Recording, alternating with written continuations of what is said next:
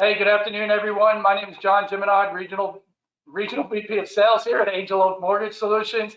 We're going to get started here in about a minute and a half. I'll introduce our subject matter experts. They should be some familiar faces. They've done a lot of these over the last 2+ years. So we'll get started here in about a minute.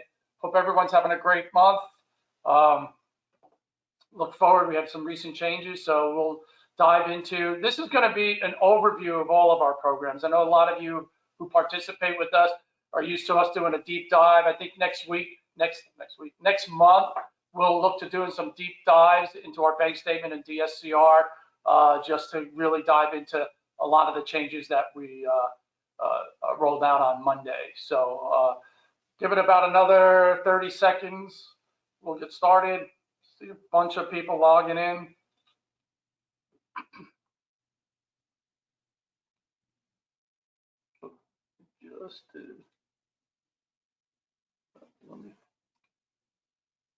This is going to be recorded. That's a lot of questions we get right off the bat. This is going to be recorded. If we do not get to all your questions, we will have your account executive reach out to you as soon as possible. And this recording will be sent out before end of day tomorrow. So still some people logging in. Give us another minute here.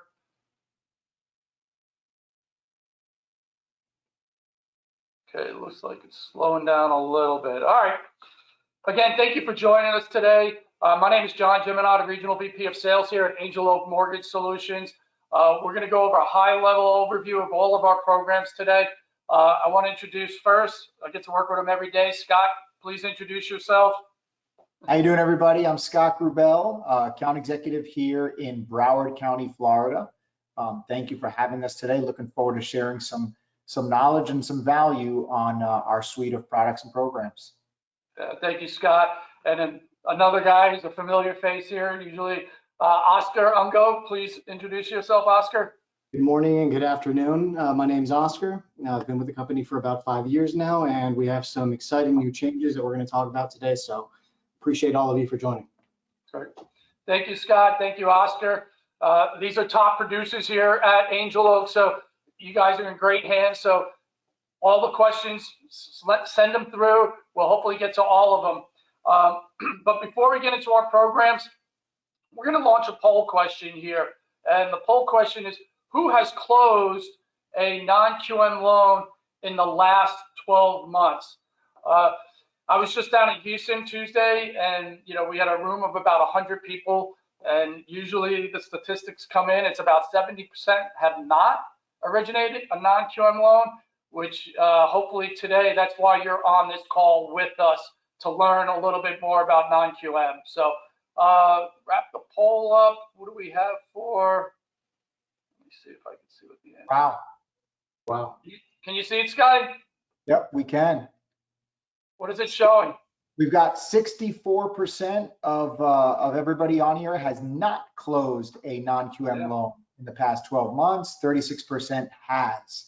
So that's always interesting. I love to see that number. I think that's going to really, that 64% is going to learn a lot from this call. Yeah, and the other side of the people who have, hopefully they're, continue to want to grow their knowledge and learn more about non-QM, specifically how to market it. We're going to go through that. So we're going to jump into our programs here. We're also going to show you a couple of great tools that we have, not only just our quick quote tool, but our marketing portal. So we've allocated an hour for this. If it goes longer, we'll go longer. So, but Scotty, we're going to get started right from our website under programs. Give us some highlights of our bank statement program, and then we'll jump into Q&A for our bank statement, and then we'll get on to our next program after that. Yeah, I'm pumped up because now, with going over these products and programs, starting with the bank statement program, really hoping that, it sets off some light bulbs for everybody on this call to be able to, in this market, go out there and solicit some of this business, share it with your referral sources. As an account executive on our side, we are seeing a lot of activity, a little bit of a pickup in activity on non-QM, specifically for the bank statement program, for the DSCR program that Oscar's going to speak about a little bit later. But starting off with our bank statement program, it is our most popular program. It's what I like to call the flagship. It's program designed for your self-employed borrowers. And as everybody on this call knows, self-employed borrowers are always going to do what they're able to do, and that's take advantage of the beautiful tax code out there and write off as much of their expenses as they possibly can.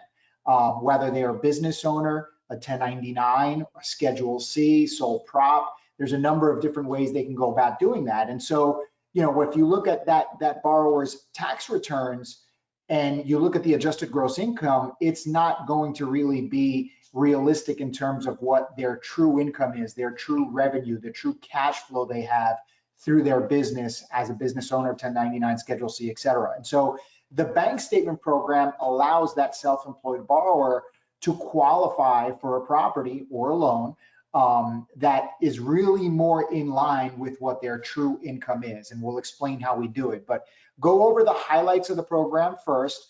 So you only need a 660 credit score to qualify for the bank statement program. And currently we're doing 85% LTVs on bank statement borrowers. Obviously, if we went back 6 months, we were at 90% loan to value. With the market tightening a little bit, that's come down, but we do expect as things start to improve here, when we see inflation come down and rates come down, we hopefully will be right back up to that 90%. That being said, we'll go over some statistics on what the norm is for what we see for these borrowers. For all of our non-QM programs, you really don't have to worry about jumbo or non-jumbo. The loan amounts on this program goes up to $3 million. The minimum loan amount for it is $150,000. So you can see there's a great range to qualify a lot of borrowers. We can use 12 or 24 months business or personal bank statements for this program. And so that comes in handy because it allows us to look at either a 24-month picture or a 12-month picture, depending on which picture is going to look better for that specific scenario. In some cases, you might have a business owner that maybe over the course of the last 12 months, business has really taken off and all of the groundwork he put in is starting to pay off. So we can use the 12 months bank statements, and we're going to see a lot more in terms of deposits and revenue coming in, therefore qualify that borrower for more of a property, more of a loan.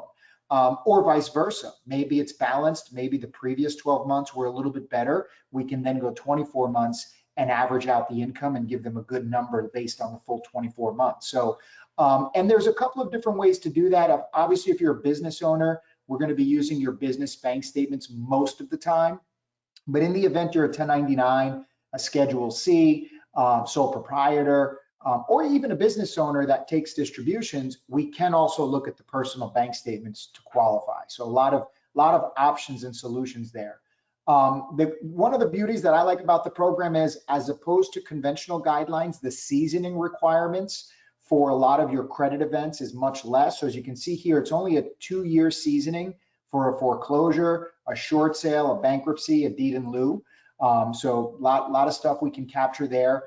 All pricing are based on 30-year fixed loans, which borrowers tend to really like. We only require 2 years self-employment for the program, so pretty standard across the board with what you're seeing conventionally. 2 years self-employed, you can qualify for a bank statement program. And if you're a business owner, you can use business bank statements with as little as 50% ownership in that business. If you happen to own less than that, we always offer the option to do the personal bank statements where you only need 25% ownership in a particular business. So in today's economy, we do see a lot of that. You might have borrowers that, they may own 30% of 3 or 4 different companies, and we can still get a bank statement loan for that borrower by using the personal bank statements. Purchase, cash out, rate and term. So as you can see, all transaction types are available. I will also add there that we do delayed financing with this program as well. We can finance primaries, we can finance second homes and investment properties. So if you have a self-employed investor out there, keep that in mind as well. We can do investment properties on the bank statement program. 1099 option. So this is a really cool feature that we have on the program. Specifically, I like, for everybody on this call, I like to use the analogy or the example of realtors, right? Because we all work with realtors. So realtors, as we all know, are 1099.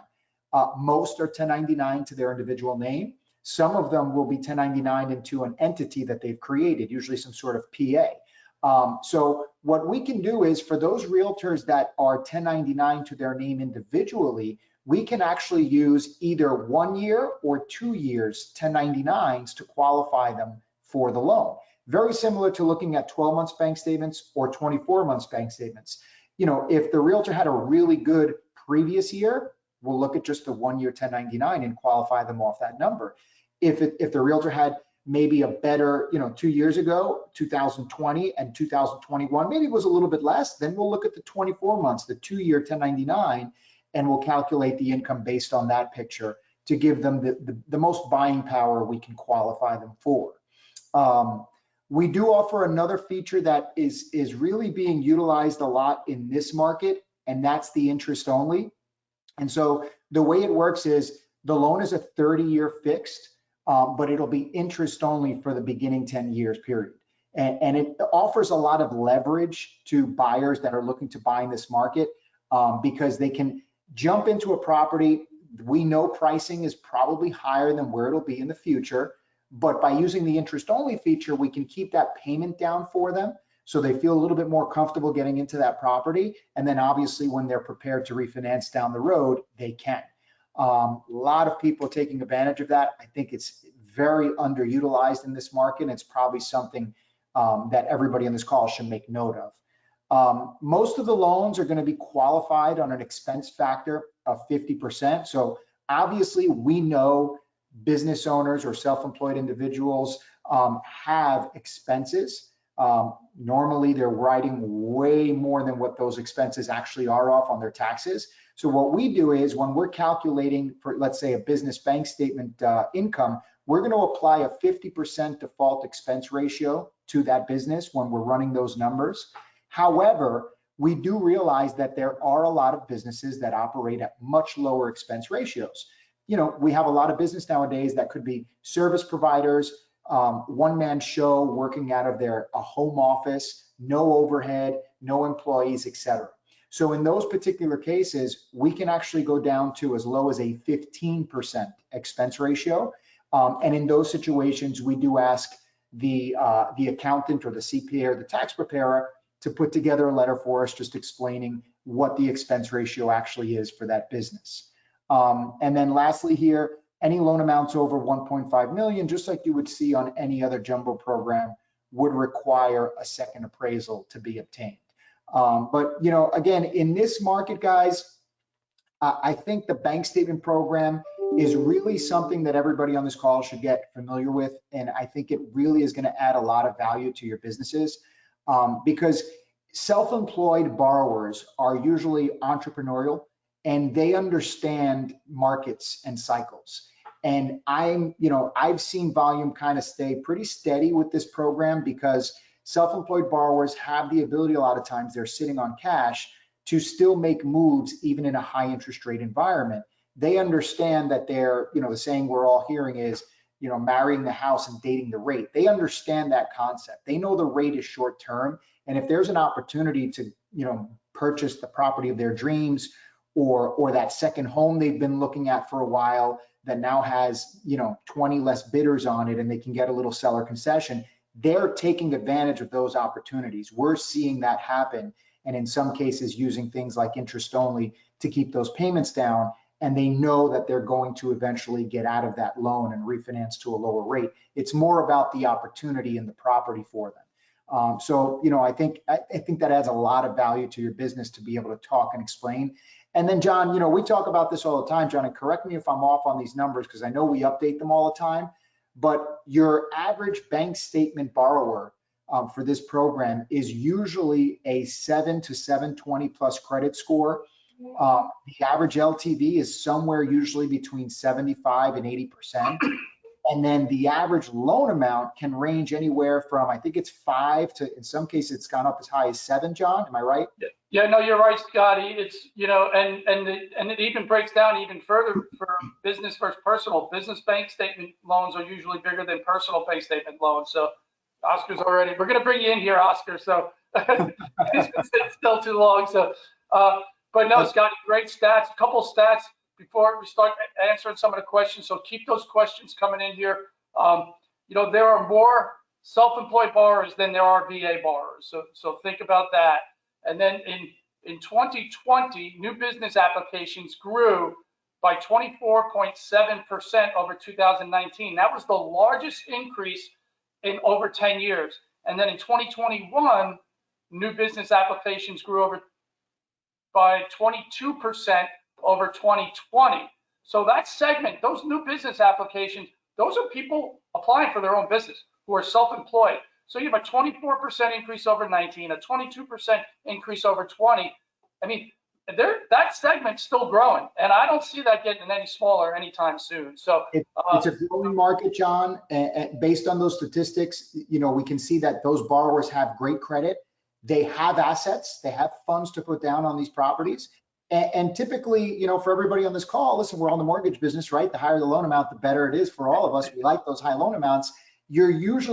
Your jumbo properties, your $1 million, $800,000, $700,000 properties, those are going to be purchased usually by self-employed borrowers. We don't always come across a W-2 borrower, bringing in $300K a year on a W-2. That's not the norm. But with self-employed borrowers, we do see them going after those higher priced properties.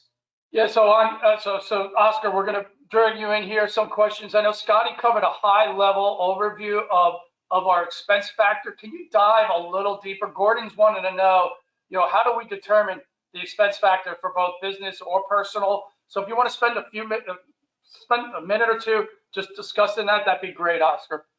Sure. And I also wanted to mention, I know we've covered a lot of information. We're going to be covering a lot of information. So if you're taking notes, fantastic. But I did want to say the 64% of you that haven't closed a non-QM loan yet, or a bank statement loan for that matter, you have AEs like us, like Scott. You're going to be sending us the bank statements. You're going to be sending us the 1003. You're going to be sending us the credit report. We know what our requirements are. We know our guidelines. So we have bank statement reviewers that are going to be doing the calculation for you. And then your AE is going to be checking the 1003 and credit report to verify that the borrower meets the initial program requirements. So you're never going to be left in the dark throughout this process. As long as you get us a complete 1003 and credit, we're going to be able to check to see whether or not we can help you pre-approve that borrower. Yep. So to get into the expense ratio and how we calculate the expense ratio, we have the standard of 50%. When using a personal checking account on the personal bank statement program, we can give your client up to 100% of deposits if they have a business checking account where we can see that the expenses are coming out of. So we only need up to 2 to 3 months of that business checking account, the most recent statements, to check that there's money flowing in and that expenses are coming out. That's it. And we can give your client 100% of the deposits in their personal account. If they don't have a business checking account, and they happen to be most of the time borrowers that are using a personal checking account, they're sole proprietors, Schedule C, and they're just operating their business out of their personal account, then we'll subtract the standard 50%. For all borrowers whose business expenses are less than 50%, they can get us a third-party CPA, verifiable CPA or tax preparer letter telling us what that percentage is. For those borrowers who work from home, like Scotty gave an example of a realtor that's 1099 with like a Keller Williams or a Remax or a Coldwell Banker, we can go as low as 15% for those borrowers that are work from home, that aren't selling and reselling something tangible where they do have those margins and expenses. Borrowers that have low expenses but do work outside of their home and their business, that maybe they have an office, they could be a realtor, attorney with some staff, we can possibly go as low as 30%. But again, for those businesses that are less than 50, they do need to get us a third party, well, they can get us a third party CPA or tax preparer letter. I would say get that letter prior to requesting disclosures for sure, because we need to know what our income is and we need to know what DTI is, right?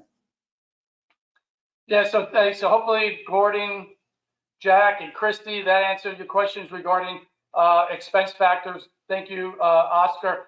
Scott, let's talk about, Oscar talked about getting the 1003, getting the credit report, getting the bank statements. Those come to us. Who's calculating that income? We are. Exactly. That's the beauty, is we try to make it as seamless and easy as possible for the loan originator. Really, at the end of the day, all you need to do is collect the bank statements, like John said, the 1003 and the credit. shoot them over to us, like Oscar said, and we will run the income calculation for you within 24 hours. And this is powerful because, you know, and what I always like to recommend to originators is when you're doing your upfront interview with your borrower, you normally are always going to ask for the tax returns. In addition to that, just simply say, and please also give me 24 months of your business or your personal bank statements, because now you have all of the information you need to properly guide that borrower. And when you look at the tax returns and you see that there's not enough income there for the type of property they're looking to purchase, you can immediately pivot to the bank statements. And like John said, it's just a matter of sending them over to us. And within 24 hours, we're going to say, okay, based on these bank statements, here's the monthly income that we can qualify with. Now you have hard numbers that were calculated upfront for you, and we can put together pre-approval for you and send your buyer out shopping with a hard number of what income they have that they can qualify with, which is really powerful. Yeah, and Oscar, you say this all the time. How much can you increase that borrower's purchasing power using bank statements in lieu of tax returns, right? How many times? A lot. 3, 4 times the buying power? Yep. It's great. So Oscar, we have a question here from, I think it was Jack. What's our ratios, debt to income ratios on our bank statement program? On a primary and second home, it is 40 on the front end, 50 on the back end. On an investment property, it's flat at 50%. Yeah, so Scott, Oscar talked about, you know, personal bank statements. What if there's a spouse that's on that personal bank statement and they're W-2? How are we gonna calculate that income? It's a great question. We see this a lot. So when we have 2 borrowers, one is self-employed, could be a business owner, the other one is W-2, we can actually combine both incomes to qualify that borrower. So we would do the standard business income calculation that we just mentioned for the business owner, and then we would take the W-2s and pay stubs for the last 2 years for the co-borrower, and we can do a normal income calculation for them and combine the 2 incomes to qualify. What's even really cool, another feature that's really cool with when we have that scenario is we can utilize the primary wage earner's credit score in that particular scenario. We don't have to use the lower of the 2 credit scores. Yeah. So Oscar, let's take this a step further. What if you have one singular borrower who is self-employed and they're also W-2? Because we talk about this gig economy. How do you get that done? Well, we can do that too. You want to make sure to include, as long as they've been W-2 for 2 years, you want to make sure to include that information on the application. That way, when our reviewers are looking for income, they're removing anything that is payroll that would be W-2 income so that we can calculate the self-employed income. Self-employed income has to be over 30% of total income, but it can get done, and we see a lot of those examples. Yeah. So Scotty, you mentioned 660 score. What LTV will that get? You know, give us the buckets. And if you have to look at your matrix, because everything's changed since Monday, what's the lowest? Everything's fluid. What's that? I said everything's fluid. Exactly. Give us our lowest score, what that LTV, and then give us what the next gradual score and LTVs will be. Yep, so a 660 credit score is going to get us up to a 75% loan to value. A 680 credit score will get us up to an 80% loan to value, and then a 720 credit score will get us up to an 85% loan to value. And you know, like you said, John, this is an ever-changing environment, so you want to check with your account executive whenever you have a live scenario, because those can change for the better. Yeah, so Oscar got a great question here. You know, give us our turnaround times for pre-quals. Give us our turnaround times for underwriting also. On the bank statement loan, we know that you want to get your pre-approval out quickly and get an answer to your client. So as long as you get us exactly what we need in order to calculate income and review the 1003 and the credit report, you know, I always say put together that 1003 like you're going to run DU and LP and you want to get an approval. If you give us all the information, then we can make a quick and good decision. Turn times on the income calculation is 24 hours. Current turn times in underwriting is 2 to 3 business days. So we can get your loan closed within 30 days, and that's what we're going to do. We have the easiest job in the world. We always say it's just to help you get your loan closed quickly. Yeah, and Oscar and Scott, you know, they're probably a little modest, but you know, all of our account executives across the country are really experts in non-QM because that's all we do. So Scott, good question here also. Will you do a pre-qual off a TBD? We can, absolutely. We can certainly do a pre-approval on a TBD property. We can't register it or request disclosures or lock a loan with a TBD, but we can certainly review the credit for you, the 1003, like Oscar said, nice solid 1003 credit report and the bank statements, and we can issue you a hard pre-approval that for us, in our world as an account executive, our pre-approval is basically your equivalent to a D or LP eligible accept. Mhm. Yeah. Yeah, and you know, Scott and Oscar were saying about us calculating the income. That's the income that's going to be used throughout the entire underwriting process. So, you know, you're not going to get a file back in house and say, well, what was this deposit? So, you know, we have we have our bank statement review team. That's all they do is review bank statements. And then Scott and Oscar and all our other account executives are very, very efficient in reviewing that calculation too. So. And if they're not 100% sure about a deposit in there, we have another level we can go to get that reviewed before they issue that pre-qual. So great questions. Let me see what other questions we have. Oscar, can you use 2 sets of bank statements? You can use 2 sets of bank statements as long as your client does not commingle money. What I mean by that is transferring money to and from accounts. And the reason behind that is if we see a pattern of borrower moving money to and from accounts, we want to make sure that we get income correctly and that we're not doubling it by adding income, well, doubling a deposit. So that is the only case where we can look at 2 separate accounts is if they do not commingle funds. Yeah, and Scotty, what about reserves? What reserves do we require? So the reserves are going to depend on the actual borrower. For the most part, it's a 6-month reserve requirement. If it happens to be a borrower that owns multiple properties, that can go up to 12 months. That's going to be looked at case by case. But I would say rule of thumb, you want to make sure your borrower has at least 6 months of reserves. Now, those reserves, of course, can be retirement, IRA, 401k. We can use, if you're using business bank statements, we can use the funds, the balance in the business account, as well as any personal assets as well. And Scott, you touched on the interest only. Nicole, just explain it a little deeper for interest only, and then really, what are we qualifying that borrower off of? Was that one for me or for Oscar? Yeah, for you, Scotty. Sorry. Okay, so for the interest only program, we're going to qualify the borrower on the fully amortized payment. Of course, we want to make sure that the borrower qualifies for the full payment, because the interest only period will eventually end, and obviously it would then convert and amortize to a standard payment at that point. So we are going to qualify them based on the fully amortized payment. But the cool thing is that when it does convert, the rate stays the same. The rate that we lock your borrower into upfront is the rate that's going to remain on that loan for the life of the loan, unless of course they sell the property or refi. Yeah, and we'll get into rates when we go to our quick quote tool. So we're going to switch over now. We're going to have Oscar cover some of the highlights of our second most popular program, which is what we call internally our investor cash flow, but a lot of you probably know it as a debt service coverage ratio program. And we've had some changes here. So, you know, hopefully we'll get a lot of great questions here too. So go ahead, Oscar. So this is an exciting, great way for you all to build your pipeline quickly, because you can get multiple loans. We see these scenarios often where you're getting multiple loans from your one client. Okay, it can either all happen at once, or I mean through the year, where you're helping an investor purchase or refinance their REO portfolio. So the way that this program works and why it's so exciting is that investors generally run into one big obstacle when they're trying to purchase or refinance their property. That's DTI.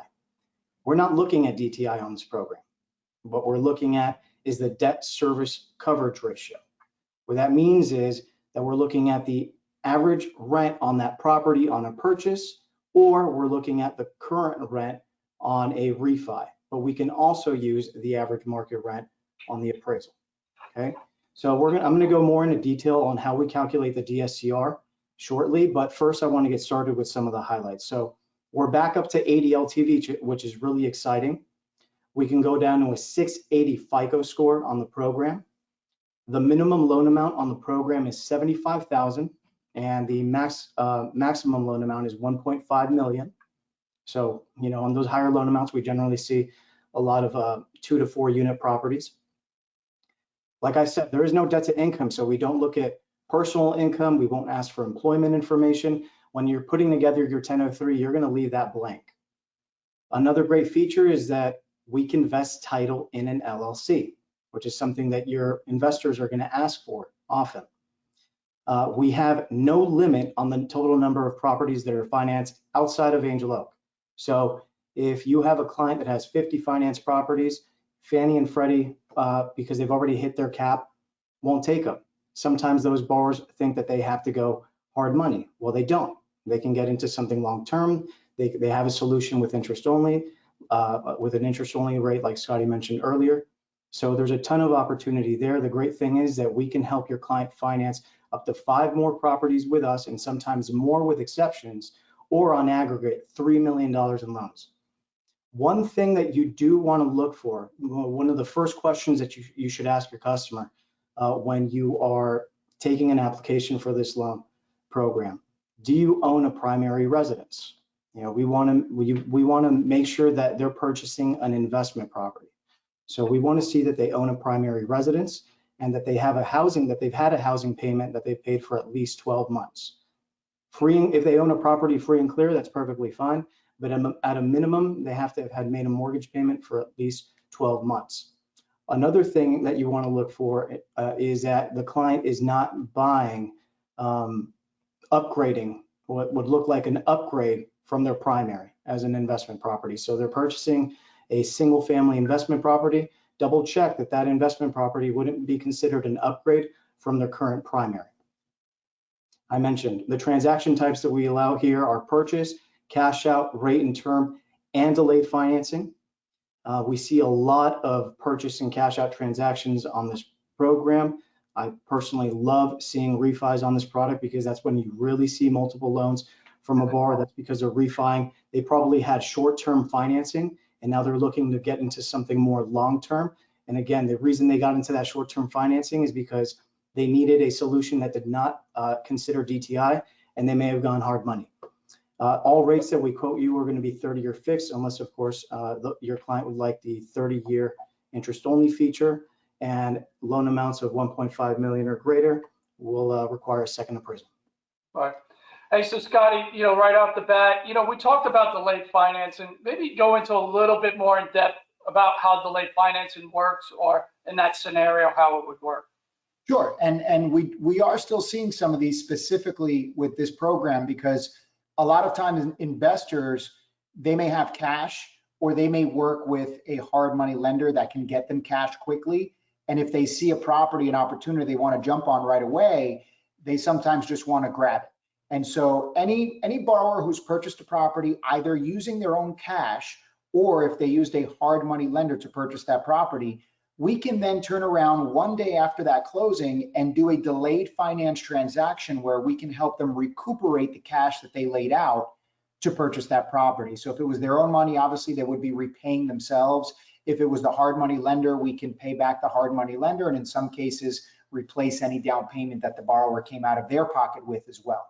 That's basically how that works. It applies to all of the programs we're going to cover today: bank statements, investor cash flow, platinum, portfolio select. We can apply a delayed financing transaction on any of those programs.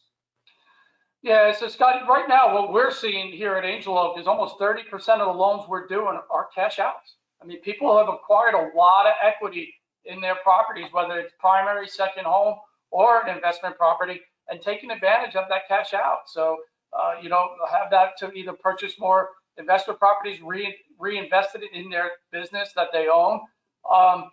Oscar, you talked about getting into a little bit more details on how to qualify. How does the subject property qualify for this debt service coverage ratio? Jump into that if you don't mind. Absolutely. So we're not, reminder, we're not looking at debt to income here. So we're not looking at your client's personal income. The logic is that the investment property is going to be paying the mortgage. So we're looking at the debt service coverage ratio, the rent roll of that property. That ratio must be 1.15, but we can go down to 0.8. Okay. To put it simply, if the average market rent is $1,150 and the PITI or PITIA is 1,000, that would be 1.15 when you divide the two. That's how we calculate the debt service coverage ratio. Now, if the ratio is less than 1.15, the maximum LTV is 70%. So even if the property has negative cash flow less than 1, we can go down to 0.8. So if our average market rent is 800 and the PITI or PITIA is 1,000, we can get that done at 70 LTV. So I heard someone say this loan program is almost bulletproof. That's why it's one of our that's really why it's one of our favorite loan programs out there. It's a great deal to structure, and it should definitely be a part of your conversation when you're going out there and talking to your referral sources. Yeah, I love the bulletproof because I mean, you really your loan application doesn't have job information, as you mentioned, Oscar, right? It doesn't have income information. All that's left blank. You're just listing their schedule of real estate. We don't need lease agreements or tax returns for any of their other properties that they own. We're just qualifying, as Oscar mentioned, on those ratios for that subject property. Scott, does this investment property program have a prepayment penalty? Took me a while to get that out, but.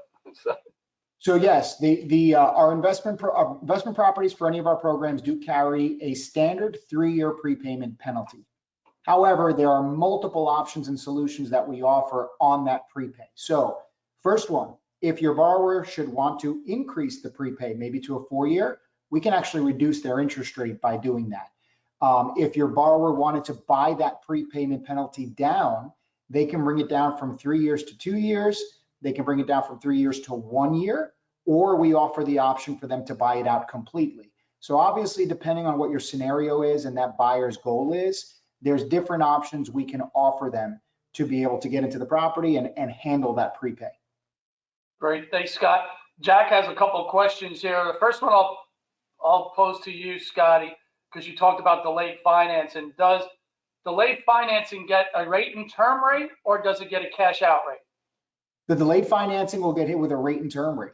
Yeah. So Jack, hopefully that answers your first question. The second question, Oscar, I'm going to pose to you because regarding rent comp analysis, do we use 100% of that rent that's on that rent comp analysis? We do. We use 100% that's on the rent comp analysis. And I want to go a little more into detail for those who don't know what a rent comp analysis is. After your clients sign disclosures, the way that we figure out what the average market rent is on a purchase or refi, if we're going to be using the average market rent on the appraisal, is by using the 1007 or 216. So when you order on a single family, when you order the appraisal, you're going to order the 1007, which is the rent schedule, and the appraiser is going to go out there and they're going to look at like comps for rent purposes, and then they're going to come up with the average market rent figure. That average market rent figure is going to return on the appraisal to our underwriter, and then they're going to do the math that they're going to use the debt service coverage ratio formula. On a refi, we can use the current rent that as long as it's a 12-month lease. So on refis, you want to ask your client to give you the lease agreement. That way you can check to see whether you have a loan quickly off the bat and quickly structure it. You take the lease, you're going to go to our quick quote. We're going to show you how to price out your scenarios shortly. And then you're going to put together your PITI or PITIA. Do the math. And if you have a ratio of 1.15, you know that you can go to 80 LTV. And if you don't, then you know that you can structure it as long as it's 0.8 or greater, you know that you can structure the loan at 70. Thanks, Oscar. And then Scott, Gordon's asking about bulletproof. What are the reserves? What are the reserves for this program? So same situation here as I explained earlier with the bank statement program. Your standard reserve requirement is 6 months. And then in certain cases, if the borrower owns multiple properties, it can go up to 12 months. However, we're looking at reserves only on the subject property, which is important. We don't care about their primary. We don't care about any other properties that they own. We're strictly looking at the subject property. And then if I'd like to take a step back and emphasize a point that Oscar made for everybody on this call that's real important, is that we're using 100% of the rental, the market rent that comes in on that 1007. And that's really important. You know, DSCRs, the actual ratio in which the borrower can qualify with, they're going to change with the market. That's standard. As markets get better, you'll see that come down. As markets tighten, you'll see it go up. but a lot of different lenders do it differently. And we use 100% of that market rent, but not every lender does. So it's something you really want to be aware of. It's a great point to know and understand that you're going to get 100% of that market rent with Angel Oak to be able to qualify that DSCR. Yeah, thanks, Scotty. There's a lot of questions regarding that, so I appreciate you spelling that out a little deeper. So who ordered, Oscar, pretty easy question here. Who orders the appraisal? Melinda wants to know. You order the appraisal. That's right. Not me, specifically, the loan officer. So, yeah, couple other quick questions. I know we talked about the LLC. Scotty, give us a little bit more details around the LLC, and then we're going to move on to our next product here. So. Yeah, so like Oscar mentioned, your buyers are going to use this feature often, especially the experienced investors. They usually want to take vesting or title in the name of the LLC so they could take advantage of all the tax benefits they get with write-offs by owning an investment property. So we allow your borrower to vest in an LLC on any of our programs so long as it's an investment property, not just on the investor cash flow, but it could be on the bank statement program or a full doc program as well. We allow up to 2 owners of that LLC, so dual ownership, that would be the max.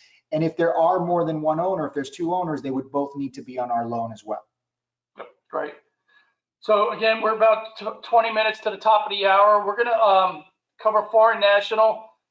Scotty, you're going to cover just the highlights here. We're not going to spend a ton of time on it because we got to get through some other programs, and we've allocated an hour here. So go ahead, yeah, Scotty. We really covered the majority of it in the investor cash flow with everything that Oscar went over, because this program is housed under the investor cash flow. So we can go up to a 70% loan to value for a foreign national. So 30% down. Obviously, we don't need any credit in the US, nor does the borrower need any credit in their country. And I'm going to keep it very simple for you.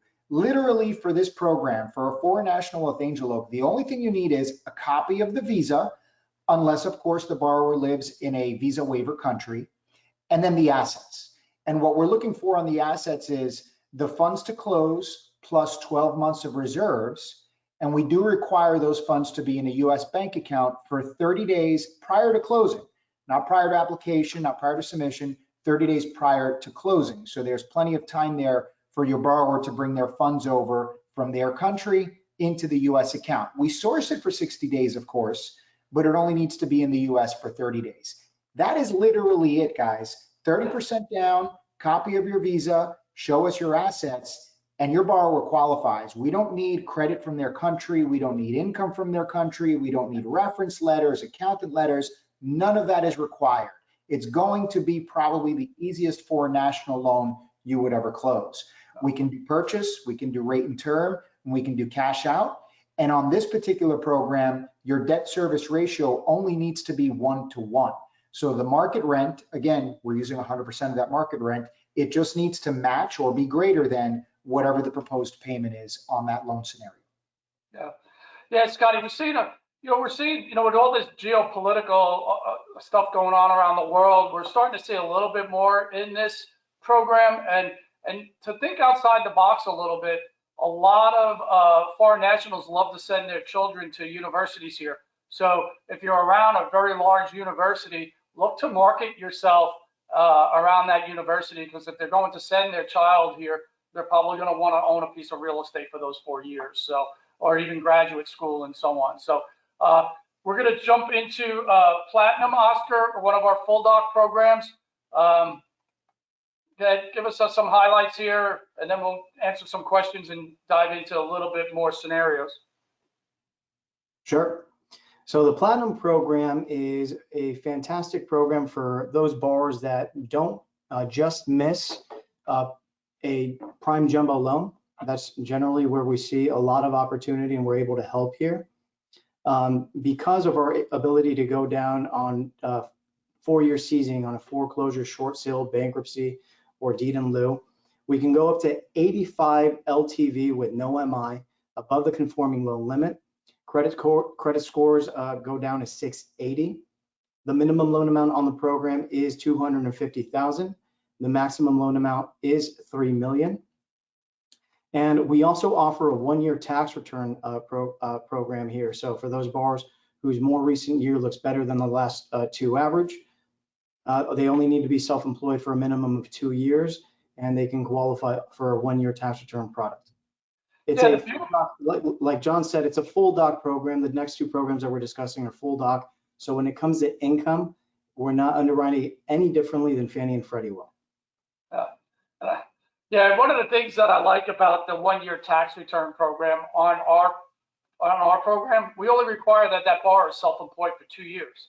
Where Fannie, Freddie, they require that self-employed borrower in order to use 1-year tax returns, require that borrower to be self-employed for 5 years. So we know, you've heard the statistics I just mentioned earlier about how many people are being self-employed, have applied for new business applications since COVID. You know, that's a pretty nice feature there, just having approved 2 years self-employment. Scott, anything to add on Platinum at all, or? No, I think this program is really underutilized because, you know, you have the jumbo feature. In essence, it goes up to $3 million loan amount, but it's pretty much being underwritten to non-QM guidelines. 85% loan to value. By the way, guys, there's no PMI on that, even though it's a full doc jumbo. There's no PMI over 80%, so that's a really big factor to consider there. And then just double checking to make sure we haven't made any changes, but the ratios on this program, yeah, I'm correct. It's 40 on the front end, 50 on the back end for your primary and second home, and then you can go up to 50% on an investment property. So the ratios are very favorable as well for a jumbo product. Yeah, and then Kelly, thanks for the shout outs. She loves Angel Oak. Thank you, Kelly. And then I want to step back for DSCR for 1 minute. The max units we'll go up to here, Natasha has a question, is 4 units. Natasha, just so that's 4, not this, 4 units. So, so Scott, we're going to get what we call our waterfall of full doc programs. Just cover some of the highlights of Portfolio Select, please. Absolutely. So yeah, Portfolio Select is also a full doc only program, just like Platinum. But as John mentioned, we call it the waterfall because this will be your next step down. If your borrower, for whatever reason, does not qualify for the Platinum program, then we can house them into the Portfolio Select program. And what you'll see as we go through this is the requirements from a credit standpoint are going to be a lot more lenient. So starting with the credit score, for Portfolio Select, we only require a 660 credit score versus the 680 on Platinum. We do go up to 80% loan to value on this program. Loan amounts still go up to $2 million. The minimum is a little bit less. It's $125,000. So for those lower loan amount full doc loans, we'll house them here in the Portfolio Select program. This is a big one. 1 year seasoning for foreclosure, short sale, or deed in lieu. So this one is a pretty, cut and dry one. If your borrower happens to have had any of those housing events within the last 2 years, we can do up to 1 year seasoning on it. As long as it's been over a year, we can get that borrower a loan. Sometimes bad things happen to good people. We all understand that. Here's a way that you can still qualify that borrower or that buyer. And again, you're offering solutions that really not a lot of people are offering to your realtor community and your borrowers. 2 year seasoning for bankruptcy. We can do purchase, cash out, and rate and term on this program, primary, second home, and investment property. So basically full slate across the board of programs available. 50% DTI here as well. And then gift funds are allowed, which really we allow gift funds on all primary residences on all of our programs, bank statements, Portfolio Select, and Platinum. Last but not least, same thing here, little note, anything over 1.5 million would require 2 appraisals. Yeah, Melissa's asking a question here, Scott. And Melissa, I'm going to answer this question because I just looked at my matrix because I know it now. So she asked about mortgage rates in the last 12 months. We now, on this program, allow 3 mortgage rates in the last 12 months. So you might have someone who had a few hiccups. We've seen interest rates on credit cards just go through the roof. Maybe they had a mortgage payment late. Do a cash out. Get yourself, pay off those credit cards with mortgage rates. That's unheard of. So I love the idea of that. So Melissa, thank you for asking that question. You were almost like sitting right here as I was looking at that. So I appreciate it. Oscar, I know we're coming up to about 10 minutes at the top of the hour. You're going to cover asset qualifier here. So just give us some of the highlights here. So this is a program for your high net worth customers. I mean, post-closing assets must be 500,000. The great thing about this product is that we're not looking at employment, we're not looking at income, we're not looking at DTI on a primary residence. So it's a fantastic product, and it's very easy to do because as long as you get us the most recent statement from the account where your borrower's assets are, and then the statements from the same accounts from 6 months ago, your AEs are going to be the one running the calculation for you. So what is it that we look for? Well, we're going to be looking at the credit score minimum. It has to be 700. We can go up to 75 LTV. The minimum loan amount is 250,000. The maximum loan amount is 3 million. Rates again are 30-year fixed. The seasoning period here changes a bit on foreclosure, deed in lieu, or bankruptcy or short sale, it being 5 years. It is for primary residences only. We can do purchase, cash out, or rate and term refis. All assets must be sourced and seasoned for a minimum of 6 months. So that's really important, something that you definitely want to make a note of. How do we look at these assets and what formula do we use? We look at the loan amount, the recurring monthly debt multiplied by 60 months, all funds used to close, and 6 months of reserves. And don't worry, we're not going to have to pencil this out and do the math by ourselves.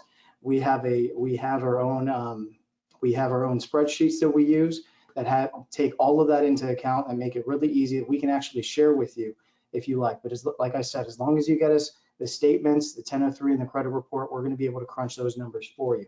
It's a really great product. Yeah, Oscar, this is, think, for everyone on this call, think a little outside the box when you think of this program. Think about maybe a business owner who just sold their business and they have a non-compete for whatever term that is. Think about someone who just had a large settlement, right? Maybe from a lawsuit, or maybe a divorce where they've got a large settlement, or that spouse is not working but they have a lot of assets. So just think outside the box. I know we covered these last few programs quickly. If you don't know who your account executive is, in this question box, if you don't know who it is, put that in the question box, and we'll get your account executive to reach out to you. We'll do high level overview. We'll do a deep product dive for you, your branch, whatever. Our account executives are experts in what they do, and they love doing these type of presentations, as you can tell from Scott and Oscar here today. Scotty, we talked about, people have asked, how do we get a pre-qual? How do I get your bank statements? And why do I see rates? Let's go back to the homepage, and then we'll direct people to how they can get us either a pre-qual or look at rates. Yep, let's do it. So simple, so easy for you guys to just be able to plug in any scenario you have and get quick, instant pricing if you have a borrower on the line or in front of you, or that you're communicating with anyway. So if you click on your non-QM quick quote, that's going to open up our pricing engine. And what you'll notice, guys, is that there are no credentials required to access this. Anybody can access it. So I highly recommend you guys save this to your favorites once you get in here. Once you do get in here, step one is you're going to select your channel type, which pretty much is going to always be broker for the most part. So once you select broker there, you'll see it's going to take you to this page where you can start to input the details of your scenario. So I'm going to go ahead and let John drive and punch in a scenario here. 550 loan amount, score 720 to 739, 75 LTV, 0 times 30 housing history, property type is 1 unit, transaction type purchase. John, if you can just on that income doc, if you can hit that drop down one more time. As you can see here, guys, this is where all of the different programs are housed. So you can select whether it's a full doc, 2-year self-employed, 1-year tax return. You see your 1099 options. You see all of your bank statement options, business and personal, asset qualifier, and of course, DSCR. For this one, we're going to leave it at 24 months bank statements for now. Primary residence, US citizen. We're requesting a 30-day lock. Escrow waiver, no. Interest only, no. We're going to go standard scenario here, borrower paid compensation. So as you can see at the bottom, your pricing is going to come up right away. It's telling you you've requested 75 LTV. Just an FYI, the max LTV on the program is 85, so we can go that high if you wanted to. Rate on this particular scenario is an 875 par, and some notes here on bankruptcy seasoning, housing event seasoning, reserves, and your lock duration. Now, if you wanted to see, well, what if my borrower wants to buy the rate down? What if I want to price him with a lender credit? You would click on that view rate section and you'll see the entire grid pops up now. So your par pricing is here. And then if you go to 125 pricing, it's a 1/4 point credit to your borrower, 100.5 pricing, 1/2 point credit to your borrower, and so on. Those are credits paid back to the borrower on the CD. The other side of it is if you wanted to do a buy down. So if you say, hey, I want to see if my borrower pays a 1/2 point to buy the rate down, you can see 99.5 brings you to an 8.5 rate. Once you select the rate you want to go with, just for pre-approval purposes, and hit that select option button, that's going to take you to step 2. In step 2, you guys can actually upload a 3.4 file if you have it put together, drop it in there, and it's going to import all of the data so we can see it to do the pre-approval. Most of the time, you guys don't have that ready yet. So what you would do is click next. And then in step number 3, you'll see you'll be able to input all of your personal information. Obviously, select your account executive at the top, and then you're going to put in your company name, your name, an MLS ID number, phone, email, borrower name, the state that the property is located in. And what you'll see down at the bottom is we have these boxes available where you can literally drag and drop all of these documents. So you can highlight your 1003, drag, drop it right into that box. Your credit report, drag, drop it right into that box. 1008, same thing. Down at the bottom, you'll see in the bank statements box, this one's highlighted with a red asterisk because this is a bank statement program. You can highlight and drop, you could put 2 sets of bank statements in there, 48 months worth of statements. You can highlight them all in one shot, drag, drop them in there. They upload instantly. And then once you're done, you'll answer a couple of credit history questions at the bottom and then hit submit. So now once you hit that submit button, that immediately triggers a notification to Oscar and myself as your account executives that a new pre-qualification has come in. And then we can get to work on that. We can submit the income to be calculated to the bank statement review desk right away. We can send you out the business questionnaire that we need filled out by your borrower to get a little better picture and idea of what the business, how the business profile is, how many employees, how many locations, etc. And then within 24 hours, we would then be able to send you out that full pre-approval. You'll get a separate email with a full broken down pre-approval with any notes from things that we've discovered when we reviewed the file. As I mentioned earlier, that pre-approval is our equivalent of your DU or your LP. Eligible accept or approved eligible. Yeah, and as Oscar mentioned earlier, Scotty, we're about 24 hours. Maybe if there's a little bit of, maybe if there's a bank statement missing, it might be 48. But right now we're probably running on 24 hours for bank statement prequels, and DSCR prequels are probably a few hours, right? I mean, we're not looking at bank statements. We're just literally looking at credit and the 1003. So their AEs are knocking those out pretty quickly. So I know a lot of people have asked about, and Fred has already. Fred must be a user of our marketing portal because he already knows that the changes we made on Monday are still not updated in the portal. So thank you, Fred, for noticing that. And we're working on that feverishly. So Oscar, I'm going to let you drive me through the marketing portal, which, it's a very, I've heard Scott say this and I've said it, you say it, it's a very underutilized portal. And hopefully today we'll get a lot of you who've said you're excited, you've learned stuff to use this to market. So go ahead, Oscar, I'll let you take me through some highlights here. Absolutely. So you can find the marketing portal directly there at the top next to add new loan in between forms and training. Let's start with our flyers. As we've set you up with the ability to go ahead and enter your information, your branding, your picture to add to any one of the loan programs or transaction types. We have we have a flyer that has all of the highlights of our non-QM programs. Like I said, we have them program specific, we have them transaction specific, and we also have them in Spanish as well. You don't have to enter your information every single time that you want to create a flyer, you can enter the information once, and then you can scroll to the next flyer, and it'll auto-populate again. That way it's easy for you to create multiple flyers at once. And all you have to do is click download. Once everything populates, it'll download directly. As long as you choose your desktop, it'll download directly to your desktop or your download folder. So these are extremely underutilized, but I've seen people who do utilize them find a lot of success, posting them on Facebook and LinkedIn and on Instagram. Another great tool that is used is our social media content.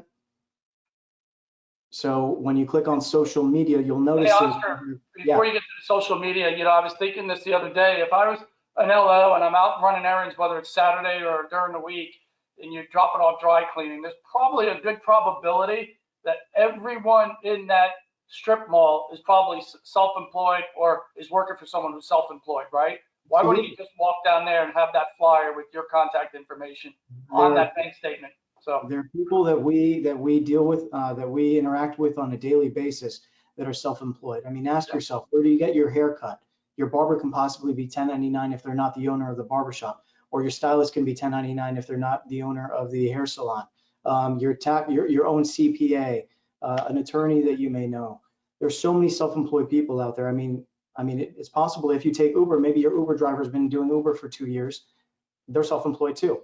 So there are a ton of self-employed people out there that are paying a lot in rent that can actually own a home because they just don't know that a program, for example, like the bank statement program exists.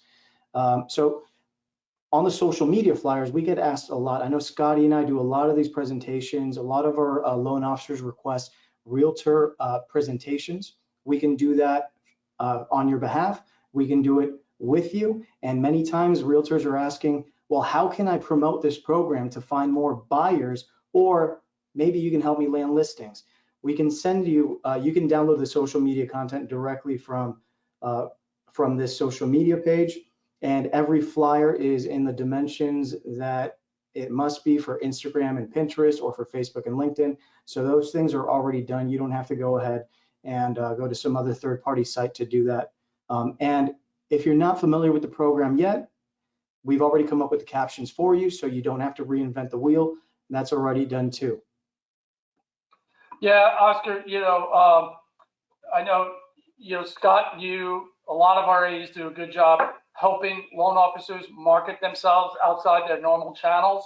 That realtor presentation is huge. And, Oscar mentioned some people that you should start marketing to, CPAs, even hair, nail, barbershop, all that, CPAs, realtors, though, your referral source is probably, so it's 64% have not originated a non-QM loan in the last 12 months. So those are, you guys are originators, right? You're in this space. Our realtors or your realtors are not in this space. So I would imagine that that 90%, maybe even higher, do not know about bank statement loans for self-employed borrowers or debt service coverage ratio programs for investors. So if you have Oscar, if you have Scott go out and present on your behalf, they don't say anything about Angel Oak. None of the flyers that Oscar showed you here, none of the social media posts, none of the whiteboard videos, not even this realtor presentation says anything about Angel Oak. We're there just to, as one of your investors and to educate your referral source. I'm telling you, it's one of the most powerful presentations you can have done by an account executive on your behalf. They don't say anything about Angel Oak. It's like a witness protection program. They don't bring cards. They don't bring badges. It's all about you, the loan officer, and how you're going to help them close more homes. So nor does any of this information or your account executive's time cost you $1, not a penny. This is 100% free marketing. It's the biggest no-brainer, in my opinion, the most underutilized tool in the game. I don't see how anybody wouldn't immediately go out there and start scheduling presentations with your realtors and your referral sources, knowing that all of the tools you need to promote it, to present it, to market it, including your account executive who will stand by your side and speak to these products and programs in detail. Man, it's just a no-brainer. I know Oscar does a lot of these. I do a lot of these, especially in these times where, as we know, guys, things have slowed down a little bit.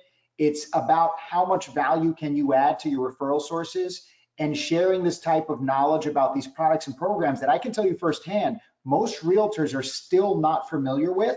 It sets off light bulbs, and it creates more opportunities for that realtor, which in turn turns into an opportunity for the originator, and then obviously for us as account executives.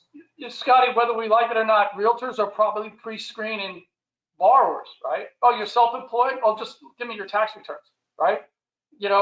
Or your DSCR. Well, how many properties do you have financed? So, and Yep. There's a statistic we didn't share here. 9% of the loans we close here at Angel Oak are realtor loans. So if you get 12, do the math, maybe 12 or 13 realtors in a room, you're probably going to get one of their deals. And Oscar always says this, if you're going to get their non-QM deals, you're probably eventually going to start getting their agency business, right? There's no more powerful opener if you happen to cold call an office than saying, I'd like to schedule a presentation with you. I'm going to teach you how to put more money in your pocket, and it's not going to cost you anything. No one can say no to that. That's a great way to get your foot through the door to offices that you haven't worked with. And like John just said, they're not just sending you non-QM loans, they're sending you any borrower that they have to get pre-approved. So you're going to be seeing Fannie, Freddie, FHA loans too. Yeah, and get creative with it. I've done some in the past where you've gone to a Total Wine or a Specs where they have a wine tasting in the back, and they bring a realtor, they bring the realtors in, they bring a title company in, and it's not, believe me, they'll appreciate that you're expanding their borrower base, or like we said, increasing that borrower's purchasing power exponentially using bank statements. So, Scott, we're past the top of the hour. We still have a lot of you on here. We really appreciate it. We want to be respectful of your time. I'll start with Oscar. Oscar, anything in closing maybe that we just touched on, or anything else to think about? I think that we've touched on the opportunity, so I'd just like to leave you all with that. 64% of you on this call have not originated a non-QM loan. Apply that to your own market. So my advice is, Scott and I and all the AEs at Angel Oak, we're ready to help you earn that business. Reach out to us if you want to schedule follow-up educational calls on any specific program. Reach out to us if you want to schedule a realtor presentation for an office that you already work with or offices that you don't work with yet. Great. Thanks, Oscar. Scotty, anything else in closing? Yep. Just again, to thank everybody for hopping on the call. Hopefully everybody sees the opportunity that these products and programs present. Like I've been saying throughout the call, it's no secret the market that we're in right now. Refis have dried up. We see the conventional window shrinking in both guidelines and in pricing and in cost. These products and programs offer you more solutions, more opportunities to provide to your referral sources, to your borrowers, and it opens up a new marketplace that you can tap into to replace some of that lost volume with the conventional world and with refinances. So use us and abuse us. We're here to serve you in any way, shape, or form. The tools are available online. Your account executives are here for anything you need. Please reach out if there's anything we can help you with. Yeah, thank you, Scott. Thank you, Oscar. As you can tell, everyone on this call, they're the best of the best. I want to just a couple of, this is being recorded. If there was a lot of questions, we may have missed a few. Your account executive will get to you as soon as possible. We'll get this recording out before end of day tomorrow. There's a survey after this. We'd love to get some of your feedback, things we can do better. We're probably going to plan a deep product dive for next month for bank statements and DSCR. So on behalf of everyone here at Angel Oak, we appreciate you taking the time out of your day. For those who have closed loans with Angel Oak, thank you very much for your business.